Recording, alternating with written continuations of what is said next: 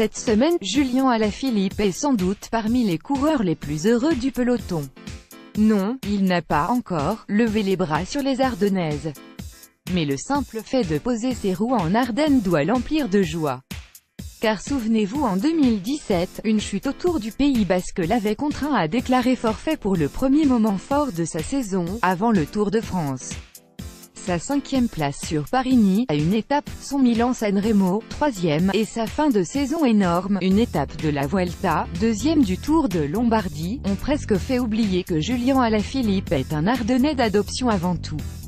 Un coureur qui a été capable de faire 3 podiums sur ses classiques de printemps, 2 fois sur la Flèche en 2015 et 2016 et une fois à Liège en 2015. 3 podiums mais pas mieux, par 3 fois, Alaphilippe s'est cassé les dents sur Alejandro Valverde, le meilleur coureur de sa génération sur ses courses d'un jour. En attendant enfin mieux cette saison, Alejandro Valverde, Movistar, devant Julian Alaphilippe, Etixx, Quick-Step, Panoramique en forme au moment idéal. Le début de saison 2018 d'Alaphilippe est difficilement comparable à celui de l'an dernier. Vaut-il mieux remporter une étape de Paris-Nice, où il a porté le maillot de leader pendant 3 jours, et terminer 3e de Milan-San Remo en passant à 2 doigts de la victoire, ou débuter son année par une victoire en Colombie puis enchaîner par 2 petits podiums d'étape seulement sur Paris-Nice, une 35e place sur la Primavera, avant de cartonner au Pays Basque, 2 victoires étapes? Chacun se fera son opinion, mais il n'est pas interdit de penser que Julian Alaphilippe a modifié, à la marge, sa préparation pour arriver en forme un peu plus tard que la saison dernière.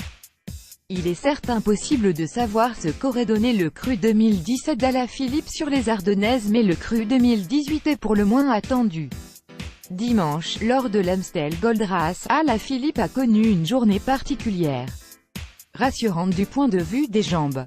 Si je suis avec les costauds dans le final, c'est que la condition est là, a-t-il dit après la course, mais terriblement frustrante du point de vue du résultat. J'ai réagi à 3 attaques dans les 20 derniers kilomètres, j'ai toujours été présent mais c'était vraiment dur de tout contrôler, a expliqué le leader de la Quick-Step. Je suis triste d'avoir manqué le coche, de n'avoir pas pu lutter pour la victoire. Vidéo, face à un Sagan isolé, Valgren a été le plus malin dans le final, sa victoire en vidéo, un duel annoncé avec Valverde. La victoire, c'est encore ce qu'il manque à Alaphilippe sur les très grandes courses.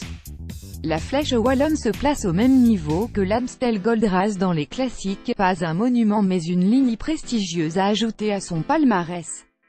Mais à 8, l'épouvantail porte toujours un nom, Alejandro Valverde, vainqueur des 4 dernières éditions. Bourreau du Français à de nombreuses occasions, l'Espagnol a remporté leur seul duel cette année, sur l'étape montagneuse du Tour d'Abu Dhabi en début de saison, victoire de Valverde, Alaphilippe 3e à 15 secondes.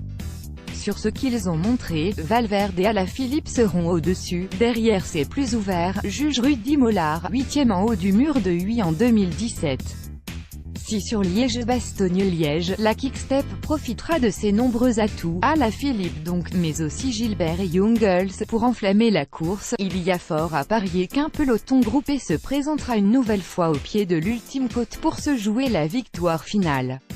Restera à être, cette fois, plus fort à la pédale que Valverde. Vidéo, le problème d'Alaphilippe porte un nom, Valverde.